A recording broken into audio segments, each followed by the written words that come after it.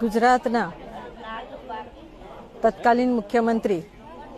અને હાલના વડાપ્રધાન નરેન્દ્રભાઈ મોદીજીના 24 વર્ષના એ શાસન દરમિયાનના જનસેવાના સેવા સુશાસન અને સમર્પણના વિકાસની સાથે સાથે યોજનાઓમાં પણ સરકારી યોજનાઓના લાભ થકી કોઈ વંચિત ન રહી જાય, અંતિમ છેવાડાના વિસ્તાર સુધી રહેતો આ દેશનો નાગરિક આ યોજનાઓના લાભથી વંચિત ન રહે અને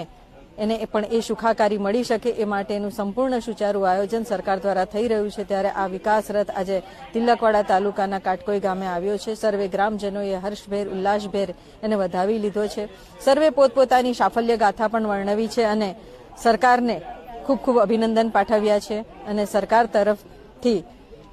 ખૂબ ખૂબ એમને એક આશ્વાસન પણ આપવામાં આવી રહ્યું છે કે સરકારી યોજનાઓ દ્વારા જનજનને સમૃદ્ધિના દ્વાર સુધી લઈ જવાનું અને ભારત દેશને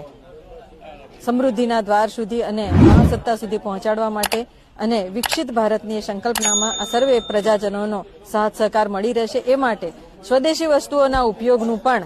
એક જનજાગરણ ચલાવવામાં આવી રહ્યું છે કે જેથી ગામડામાં રહેતા લોકો પોતે પોતપોતાના ગૃહ ઉપયોગી વસ્તુઓ અને ગૃહ સજાવટની વસ્તુઓ પણ આવનારા દિવાળીના દિવસોમાં ઉપયોગ કરે અને આ દેશના વિકાસમાં પોતાનો મહત્તમ ફાળો આપે એવી જ સરકાર પણ શ્રી દ્વારા પણ એક અપીલ કરવામાં આવી રહી છે। ત્યારે